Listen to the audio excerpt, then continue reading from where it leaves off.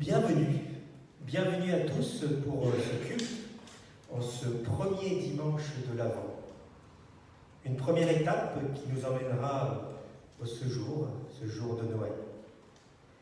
Dans ce cheminement, il y a toujours cette grâce et cette paix qui nous sont données de la part de Dieu Père et de Jésus-Christ. Cette semaine, tout au long de la semaine, nos pieds ont foulé les chemins. Notre dos a porté le poids de nos soucis. Et voici maintenant le temps de l'étape, le temps d'une pause. Un temps de chaleur, un temps de lumière et de repos, et puis d'une première bougie allumée. Un temps où Dieu nous précède, où il nous accueille, il nous nourrit et nous restaure. Un temps où il nous offre une fraternité humaine et nous rend disponibles. Nous sommes invités à entrer dans ce temps de l'étape. Une étape, une rencontre entre Dieu et chacun de nous. Amen. Un premier chant que nous allons prendre ensemble, si vous le souhaitez suivre sur les cantiques arc-en-ciel, c'est le 408, strophes 1, 2 et 4. 408, strophes 1, 2 et 4. Sinon, les paroles vont s'afficher.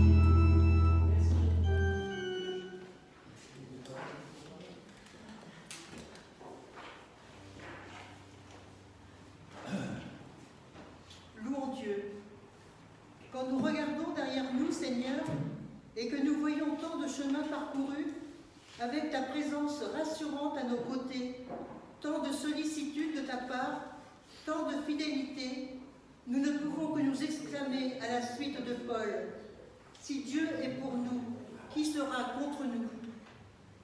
Dès lors, dans cette assurance où nous puisons force, confiance, nous te louons. Pour ta joie qui irrigue nos actions, nous te louons. Pour ta bonté qui transforme nos regards, nous te louons. Pour ta fidélité qui nous donne souffle de courage. Amen. Et nous chanterons le chant 320, nous avons vu les pas, le 320.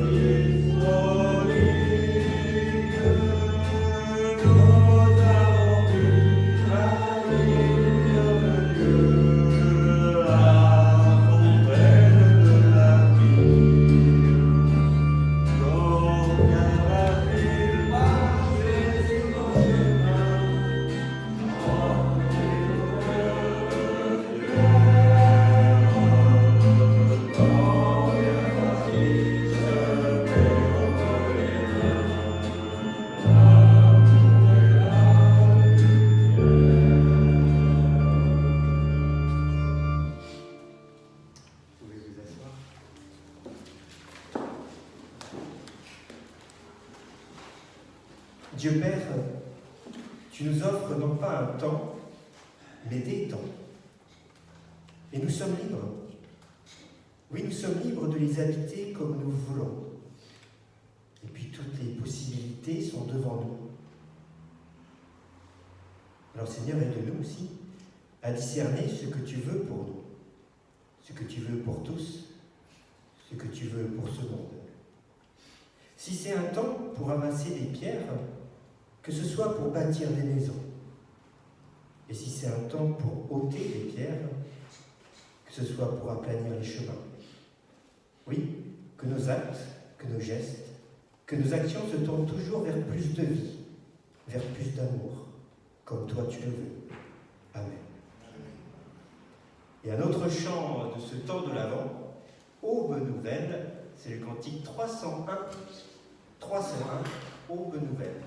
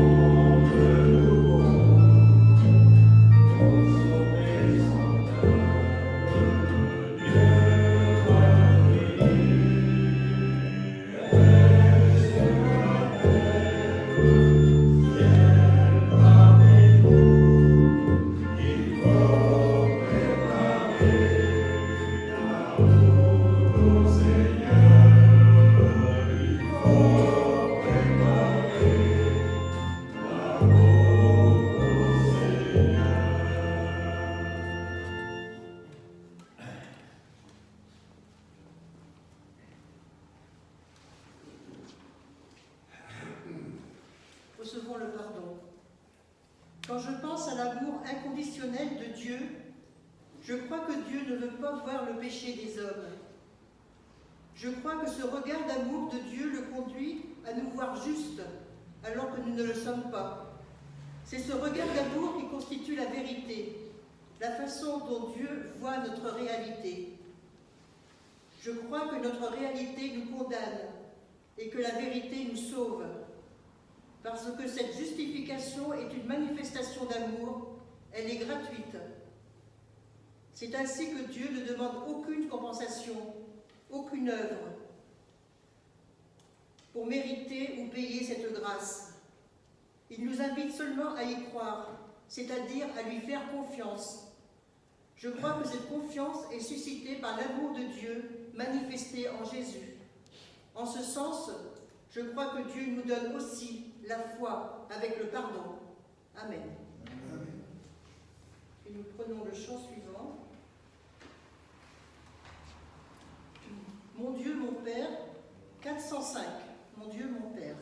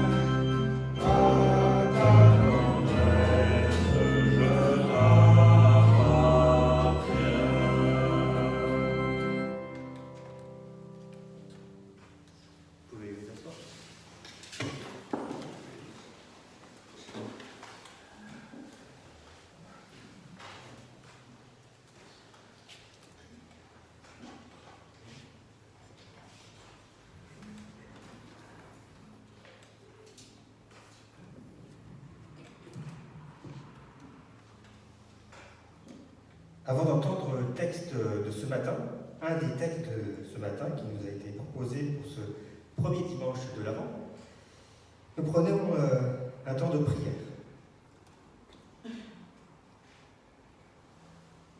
Dieu Père, aide-nous à comprendre ta parole. Aide-nous à saisir ton message pour nous ce matin.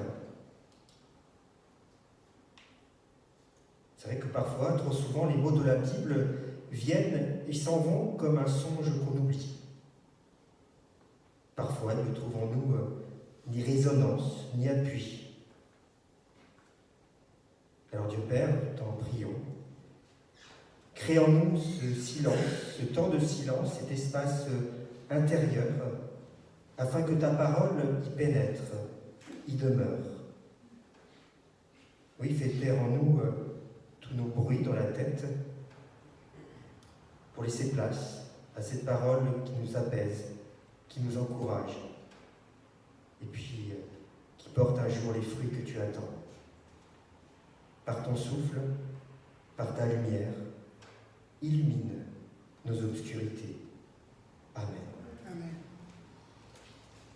Ce passage donc, se trouve dans l'évangile de Marc, au chapitre 13, les versets 32 à 37.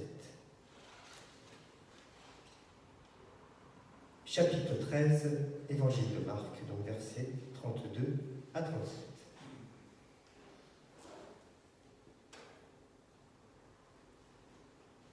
Quant à la date de ce jour, ou à l'heure, personne ne les connaît, ni les anges dans le ciel, ni le Fils, personne que le Père. Soyez sur vos gardes, veillez, car vous ne savez pas quand ce sera le moment. Il en sera comme d'un homme parti en voyage. Il a quitté sa maison, donné pouvoir à ses serviteurs, à chacun sa tâche, et puis au portier, il a recommandé de veiller.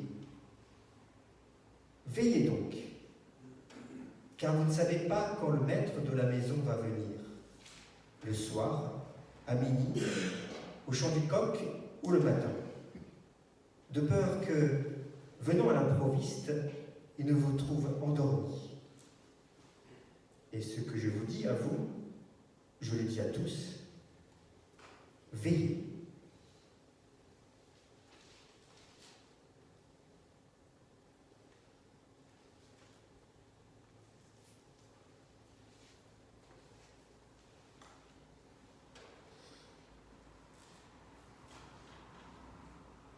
Notre passage du jour qui nous est proposé pour ce dimanche, pour ce premier dimanche de l'Avent, nous amène à parler d'un discours sur la faim.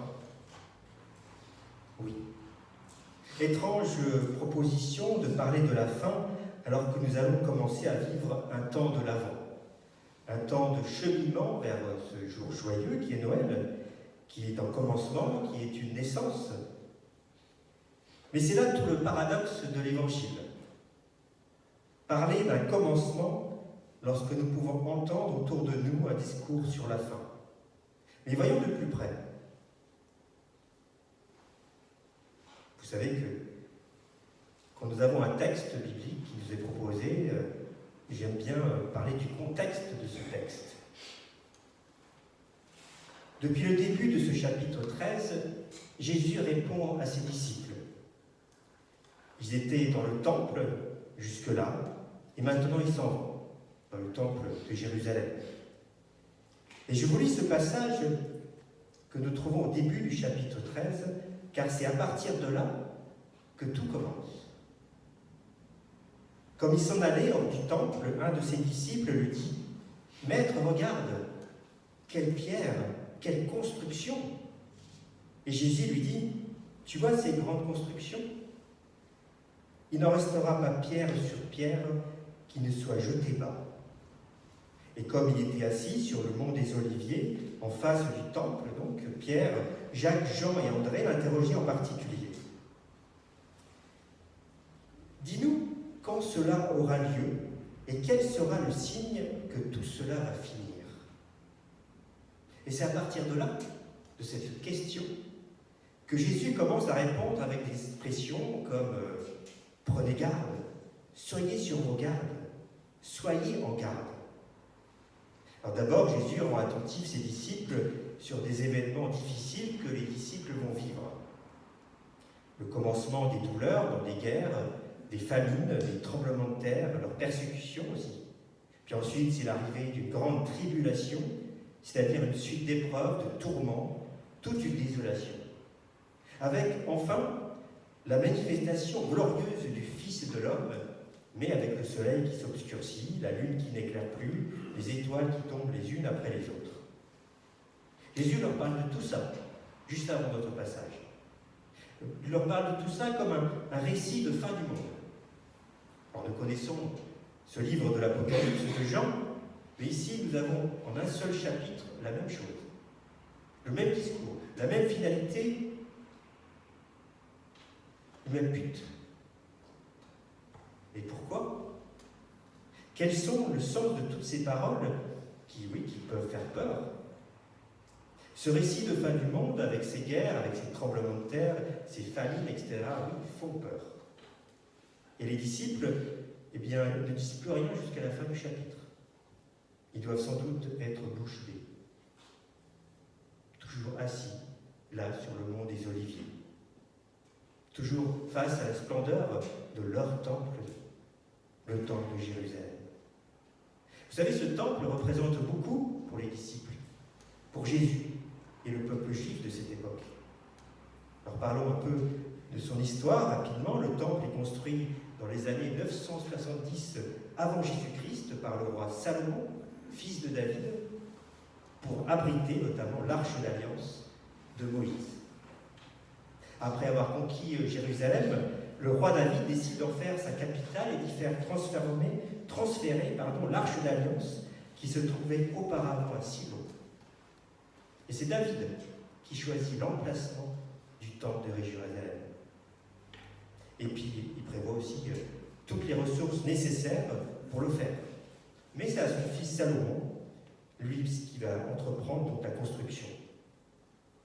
Et vous avez d'ailleurs dans le premier livre des Chroniques, dans le Premier Testament, au chapitre 22, vous trouvez là le récit des préparatifs par David, et puis ces paroles adressées à son fils Salomon. Mon fils, j'ai désiré bâtir une maison pour le nom de Yahvé, mon Dieu. Ensuite, l'histoire de ce temple est mouvementée, puisque de siècle en siècle, ce temple est détruit, reconstruit, rénové, etc., etc. Et c'est en 70 après Jésus-Christ, lors de la prise de Jérusalem par un empereur romain, Titus, que ce temple fut totalement détruit, brûlé, dans une guerre en fait entre les Juifs et les Romains. Et je crois que l'actuel mur des lamentations est ce qui reste de ce temple de Salomon. Alors cette parenthèse historique que je viens d'ouvrir montre en fait combien cet édifice, combien son rôle était important pour le judaïsme de l'époque, pour Jésus, pour les disciples aussi bien sûr, parce qu'eux ne vivaient pas hors de leur monde. Et je ferme cette parenthèse historique avec ces paroles de Jésus face au temple. Tu vois ces grandes constructions? Il n'en restera pas pierre sur pierre qui ne soit jeté par. Alors dans ces paroles, Jésus entre alors dans une explication de fin du monde, ou plutôt de la fin d'un monde. C'est vrai qu'en 70, le temple est détruit. Coïncidence ou pas coïncidence, mais c'est aussi dans les années 70 que l'évangile de Marc est écrit. Nous ne savons pas trop si l'évangile, ici, le passage de l'évangile, témoigne d'une certaine manière de la destruction du temple. Et c'est vrai que la destruction du temple de Jérusalem est un choc pour tous les Juifs. Il était le socle de leur vie religieuse, mais aussi politique. C'était, comme le dit David, la maison de Yahvé, la maison de Dieu comme l'a voulu David. C'est donc devenu le centre de la foi de ses croyants. Ainsi, le chapitre 13 commence par parler du temple de Jérusalem, de cette maison de Dieu, Et ce chapitre 13 se termine par le récit d'une petite parabole d'un homme qui part en voyage, quittant sa maison, donnant pouvoir à ses serviteurs et recommande ainsi aux portiers de veiller. Veillez donc, car vous ne savez pas quand le maître de maison va venir, le soir, à minuit, au chant du coq ou le matin. Et ce que je vous dis à vous, je le dis à tous, veillez. Oui, on peut se demander, c'est quoi cette maison dont parle cette parabole? Nous pouvons penser que cette maison parle de notre monde, d'une manière symbolique. La maison. Oui, la maison, on dit en hébreu, la maison c'est bête. Dans la tradition de la Torah, ça symbolise la maison commune, ça symbolise là où on vit, la création. Jésus donne alors peut-être une nouvelle compréhension de la maison de Dieu. Il ne s'agit plus seulement d'un bâtiment, aussi splendide soit-il, il s'agit du monde dans lequel nous vivons. Et dans notre passage, il est en effet question du lieu, mais aussi les questions d'un temps, du temps. Quant à la date de ce jour ou à l'heure, personne ne les connaît, ni les anges du ciel, ni le Fils, personne sauf le Père. Pour le dire autrement, toujours dans cette parabole, vous ne savez pas quand le Maître va venir, le soir, à minuit, au chant du coq ou le matin. Ce que nous pouvons retenir ici, c'est que nous ne savons pas. Dieu seul le sait. Dire cela, c'est aussi faire preuve, je crois, d'humilité et ne pas se prendre pour Dieu.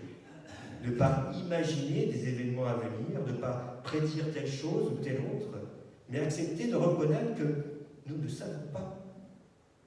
Par contre, ce que l'Évangile nous dit ici, c'est de vivre dans notre présent. C'est de veiller ici et maintenant. Veiller, être attentif dans chaque aujourd'hui que nous allons vivre, et de rester ou de devenir toujours ce portier, le portier d'une maison dans laquelle nous sommes responsables. Libres, peut-être, mais responsables. Responsables et au service de celui qui nous a confié cette maison.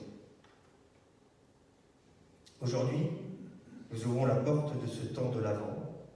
Nous sommes seulement au seuil d'une autre maison. Vous savez, cette naissance à Bethléem, qui veut dire la maison du pain.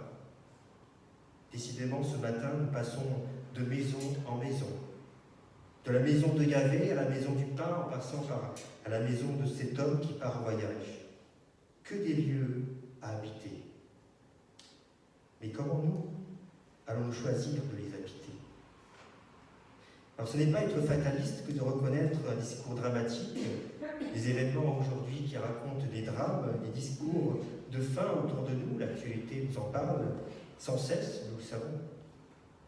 Et puis, dans ces lumières, ces déclarations qui viennent de s'allumer dans les rues ou dans nos maisons, dans ces discours commerciaux, culturels et religieux qui ont commencé à parler de fêtes de fin d'année, certains commencent à se réjouir, puis il y a d'autres qui se rappellent aussi que de ces jours de fête, ils seront, ou se rappelleront, qu'ils sont encore seuls, ou malades, toujours malades.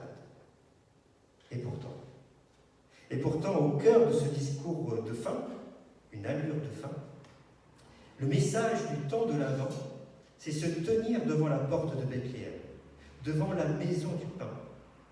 Veillez, comme le dit notre passage, veillez et continuez à s'émerveiller de ce qui nous est donné. S'émerveiller de ce qui viendra à nouveau nous nourrir, ce pain quotidien. Cette parole de celui qui part peut-être en voyage, mais qui pourtant se donne toujours d'être présent, peut-être parfois autrement. Non plus dans une maison, parce qu'il n'y a plus de maison de Yahvé, car lui, maintenant, il veut se loger dans le cœur de chaque humain. Il vient habiter chacune de nos vies pour nous faire comprendre où se situe, où se trouve ce qui doit nous encourager, nous émerveiller. Pour soi, pour nos proches, pour nos familles, mais aussi pour toutes celles et ceux qui ne s'émerveillent plus. Oui, il veut habiter chacune de nos vies pour donner à ces discours de fin que des paroles de vie. Tout est des questions de commencement ou de recommencement. Alors oui, devenons des veilleurs, devenons des porte-paroles de tous les possibles. L'Évangile, la bonne nouvelle pour tous, n'est qu'à son balbutiement. Alors oui, en ces temps d'avant, soyons, comme Jésus l'a pu l'être, des bavards d'espérance. Amen.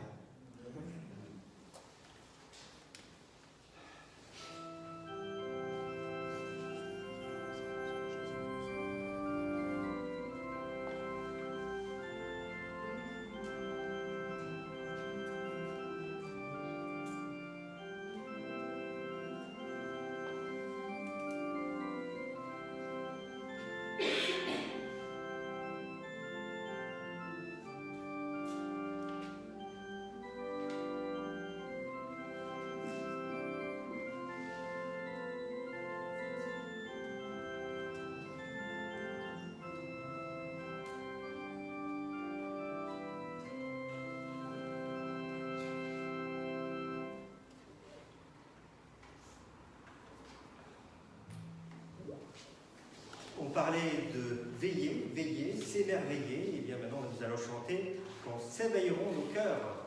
C'est le cantique 315, quand s'éveilleront nos cœurs.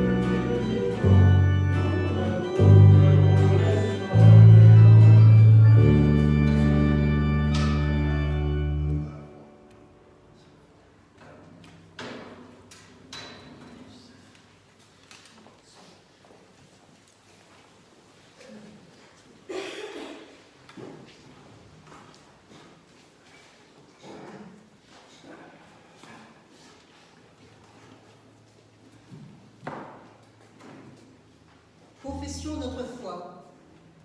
Mon Dieu, longtemps je croyais que la sécheresse de la terre et l'aridité du monde étaient une fatalité. Je croyais que le cœur humain était définitivement sec et dur, et que rien ne changerait plus. Je croyais que l'injustice, l'égoïsme, le désespoir et la mort avaient le dernier mot. Je croyais que le monde courait à sa perte, et j'étais prisonnier de cette spirale, qu'il n'y avait plus rien à espérer. Et voilà que j'ai trouvé l'eau vive qui m'a désaltérée et encouragée. Mon point de vue a changé. Je t'ai rencontré. Aujourd'hui, je crois qu'il y a encore une source qui jaillit dans ma vie, que l'amour est plus fort que la mort, que la foi soulève les montagnes, que la paix l'emporte sur la guerre. Amen. C'est maintenant le moment de... Ah non, excusez-moi, il y a un cantique. Donc, magnifique est le Seigneur, le cantique 174, magnifique est le Seigneur.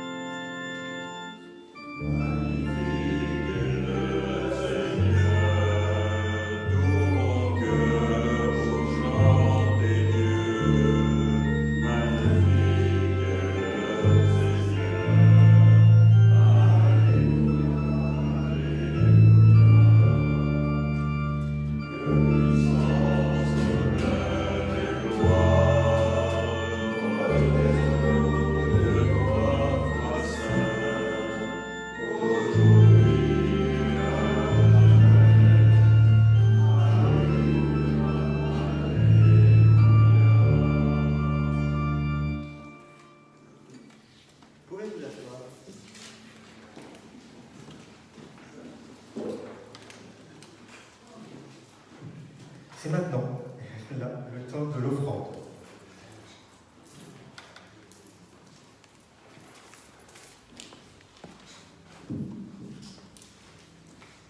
Avec la veuve marginalisée, trouvant le sens de sa longue vie dans une relation de fidélité à Dieu, par ses 2 piécettes, elle double le geste pour vivre le don, piécette dérisoire, mais don réel. Dans un monde qui lui rappelle qu'elle est veuve, pauvre, et qu'elle ne peut donner que 2 piécettes, et finalement que la mort l'attend. Par ce geste, elle signifie qu'elle vit. Elle nous fait signe aujourd'hui. Qui donc donnera 2 fois aujourd'hui? Qui doublera le geste pour vivre pleinement le don?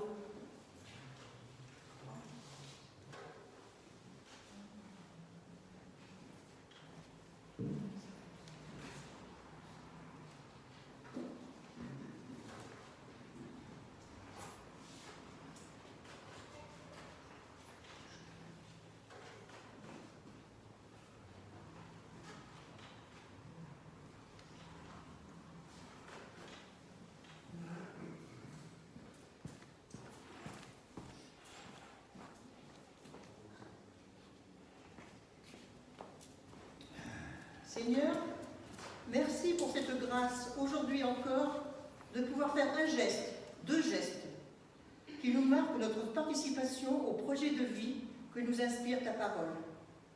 Merci.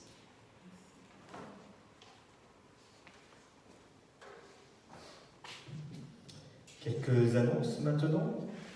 La première annonce, c'est de parler du pain de vie. Le pain de vie qui a été envoyé hier soir, peut-être un peu tard. Donc j'ai envoyé sur la boîte mail, donc votre boîte mail, donc ce petit pain de vie qui retrace, qui part des activités autour de Noël jusqu'en janvier, avec la semaine de prière pour l'unité des chrétiens, les vœux œcuméniques, voilà, jusqu'à février, jusqu'au début du carême. Pour celles et ceux qui n'ont pas de mail, nous allons évidemment imprimer ces pains de vie, puis on vous les apportera pour que vous puissiez l'avoir avec vous. Donc ça c'est pour le pain de vie. Pour donc il y a le culte prochain, c'est dimanche prochain, nous serons le 10 décembre, ici même, donc avec Sainte-Seine, à 10h30. Le 17 décembre, nous avons une journée autour de Noël. C'est vraiment une journée qui commence commence par le culte de Cathée autrement. Et puis ensuite, nous aurons, pour celles et ceux qui veulent, avoir un repas partagé. Et puis l'après-midi, des temps de bricolage, de travaux manuels, toujours autour de Noël. Et puis à partir de 15h30, avec les enfants, nous partirons, les enfants et adultes, pour celles et ceux qui veulent vivre, nous partirons donc à Niort, l'église, je ne sais plus laquelle, Saint-André, je crois, il y en a tellement, mais pour vivre la célébration de la lumière de Bethléem. Et cette lumière de Bethléem, ensuite, comme l'année dernière, nous la ramènerons ici, et donc ça sera aux alentours de 18h30, et nous aurons un temps de chant de Noël, puis nous partagerons cette lumière de Bethléem. Et vous pourrez ramener chez vous cette lumière. Et pendant que certains partiront à Niort, ici, pour celles et ceux qui veulent rester au chaud, il y aura 2 temps. Un temps pour les enfants où on mettra le dessin animé L'étoile de Noël. Et puis ici, pour les plus grands, il y aura le film de Franck Capra, La vie est belle. C'est un film des années 50 et qui est un très beau conte de Noël, noir et blanc. Donc ça s'appelle La vie est belle. Et puis ensuite, je continue, mais après nous arrivons au 24 veillée de Noël ici à 18h, et puis le culte de Noël le lendemain, le 25, à 10h30. Et tout ça nous aura ça sur le pain de vie. Il y a, pour Parole pour tous, tu veux dire quelque chose? Donc les personnes qui veulent Parole pour tous, je les ai reçues, donc à la fin du culte, vous pouvez venir me voir. Et puis au fond à droite, nous avons un partenariat avec une librairie chrétienne de Toulouse qui s'appelle Carève. Et donc il y a un dépôt de livres à vendre derrière. Donc il y a des livres de Noël, et puis des livres aussi de théologie, des livres qui parlent de la foi, un peu de tout. Il y a le dernier de Marion Muller-Collard, qui est un petit livre qu'elle écrit très bien. Il y a un livre sur Albert Schweitzer. Et puis un livre qui vient de la fac de théologie qui parle c'est un peu plus théologique, mais c'est sur l'homme, et puis aussi sur l'art, Dieu et l'art. Peut-être qu'on va l'offrir à Christian Etier, qui nous a laissé toujours sa peinture. Et nous poursuivons ce tour de culte. Est-ce qu'il y a des... Oui, vas-y. Juste une petite chose, cet après-midi, pour ceux qui aiment les chorales, il y a à la chapelle des mineurs de Fémoro, il y a une chorale avec des chants de Noël et chants religieux, mais chants de Noël aussi. Où ça? À 15h30, à la chapelle des mineurs à Fémoro. D'accord. Et puis j'avais oublié aussi notre geste autour de Noël pour offrir des cadeaux à 4 familles qui sont soutenues par l'association 100 pour 1, qui leur permet d'habiter un logement, qui sont dans une situation de précarité. Et donc on a décidé cette année de remplir des boîtes de Noël pour eux. Donc il y a des enfants, des parents, et donc c'est des chocolats, des feutres, des petites choses qui viendront je pense, donner un peu d'espérance en ces temps de précarité. Donc si vous souhaitez donner quelque chose, vous pouvez venir me voir à la fin du culte, et puis on organisera tout ça pour que chaque famille aura quelque chose le jour de Noël.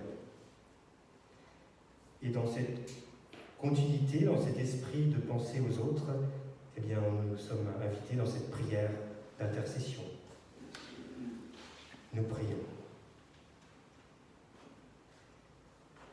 Dieu Père, oui, donne à ce monde des veilleurs. Donne à ce monde des veilleurs, car la nuit peut se prolonger. La nuit dans les cœurs et la nuit sur le monde. La nuit où il y a la souffrance, où on désespère, où on se sent seul, où on ne sait pas trop où on est. Oui, Dieu Père, la nuit peut se prolonger. Cette nuit, nous entendons parler de haine, de racisme, de violence. La nuit aussi de mensonges ou d'orgueil. Dieu Père donne à ce monde des veilleurs qui gardent allumée cette lumière de la foi, lumière de l'espérance et lumière de l'amour. Des veilleurs qui ne se découragent pas de veiller, des veilleurs qui donnent du courage à celles et ceux qui souffrent, des veilleurs qui appellent à regarder la lumière qui brille, déjà là dans l'obscurité, et puis cette lumière qui vient. Des veilleurs qui soignent, qui nourrissent, qui protègent. Des veilleurs qui écartent la haine, la peur et puis la honte. Des veilleurs qui prient et qui donnent un peu de paix. Oui, Dieu Père donne à ce monde des veilleurs et donne-nous d'être des peuples, le peuple des veilleurs. Donne-nous de veiller avec toi, car toi tu veilles sur ce monde et ta lumière ne s'éteindra jamais.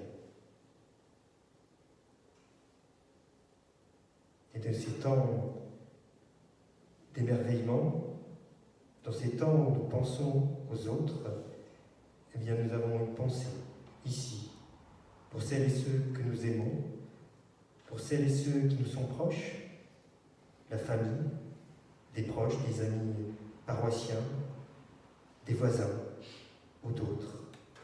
Et toutes ces personnes-là, nous pouvons te les nommer dans le secret de nos cœurs, là, maintenant, en silence.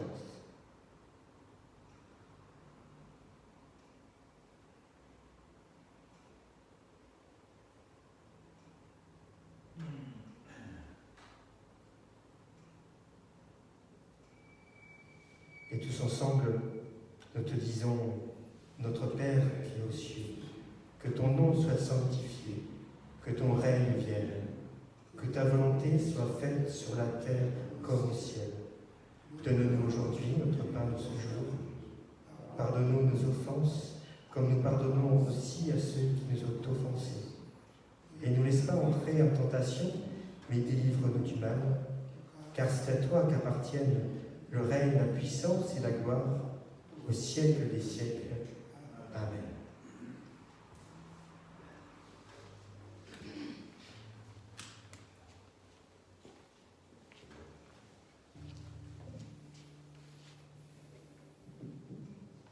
Je vous invite à vous lever pour recevoir l'envoi. Jésus est notre joie.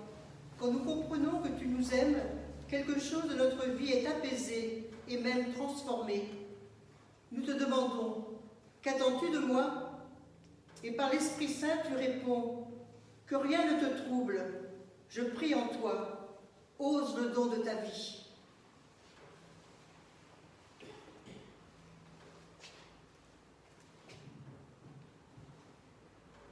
Alors, Seigneur, bénis mes mains afin qu'elles soient attentionnées, capables de tenir sans devenir des menottes, capables de donner sans compter, de consoler et de bénir. Seigneur, bénis mes yeux, afin qu'ils voient le nécessaire sans omettre les petites choses, qu'ils regardent au-delà des apparences et restent habités par la bienveillance. Seigneur, bénis mes oreilles, afin qu'elles soient capables d'entendre ta voix, afin qu'elles soient attentives à la souffrance, fermées au bruit et aux médisances, mais ouvertes aux paroles qui dérangent. Seigneur, bénis ma bouche, afin qu'elle confesse ton nom, qu'elle exprime des paroles qui construisent et consolent, plutôt que des mots qui blessent ou détruisent. Retiens mes lèvres, qu'elles sachent faire silence.